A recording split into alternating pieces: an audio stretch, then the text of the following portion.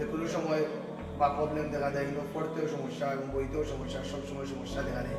মানে আমরা ওখানে চাইলাম যে বাচ্চাদের যত তাড়াতাড়ি পারেন আমরা একটা অবস্থান যাওয়া লাগে খুব বেশি। আর বাচ্চাদের এখন পরিবর্তন সময় তারা ব্যাগ নিস না, অন্যান্য যে কোনো সময় তিন বাচ্চার পড়া সবসময় আনতাম পারলাম না। আর তারা যে কোনো বিষয়গুলো কিছু করাও যান না এখন বর্তমানে। আপনারা অবতীর্ণ গেছে, আপনারা যদি কিছু হেল্প করেন তারাও সহযোগিতা পাইব এবং তারা উপকৃত হলে আপনারা নাকি দোয়া করবা। আর এসব